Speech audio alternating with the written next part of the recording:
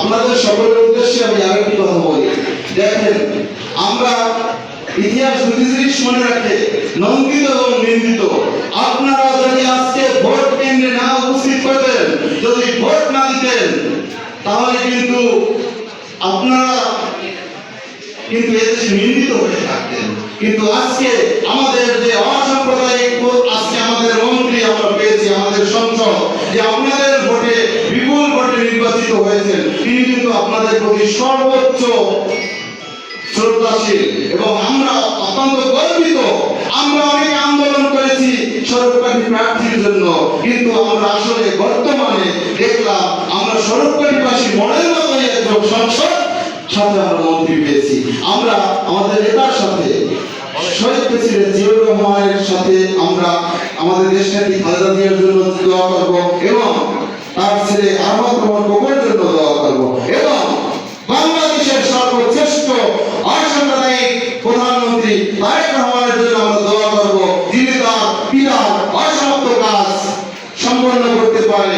এবং আপনারা সবাই এখানে যারা সনাতনী আছেন, এই আমাদের ঐতিহ্যবাহী সড়কপথী এবং কুড়িয়ানার ঐতিহ্য রক্ষা করার দায়িত্ব আপনাদের। আপনাদের এলাকার সম্মান, আপনাদের এলাকার দায়িত্ব আপনাদের।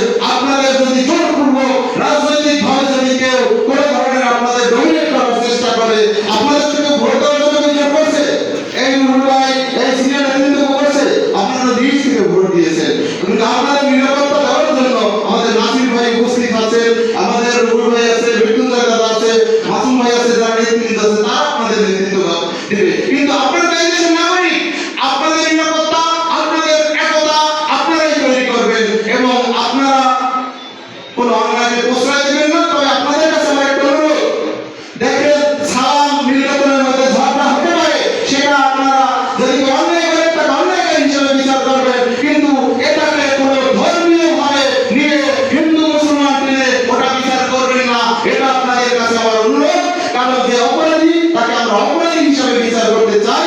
আমরা বাংলাদেশের নাগরিক, আমরা এদেশের অসাম্প্রদায়িক বাংলাদেশের আমাদের অসাম্প্রদায়িক এক প্রধানমন্ত্রী পেয়েছি, অসাম্প্রদায়িক এক মন্ত্রী পেয়েছি এবং আমাদের নাসির ভাই অসাম্প্রদায়িক একজন ব্যক্তিত্ব, যার ভালোবাসা সমর্থনে আমরা অনেকেই রাজনীতি করার সুযোগ পেয়েছি। তাই সবাইকে ধন্যবাদ জানাচ্ছি এবং এখানে যারা আয়োজক কমিটি সহ যারা উপস্থিত হয়েছে সবাইকে আমি পুনরায় ধন্যবাদ জানাচ্ছি এবং সমাজের অতিথিবৃন্দকেও আমি কৃতজ্ঞতা জানাচ্ছি। সবাইকে ধন্যবাদ।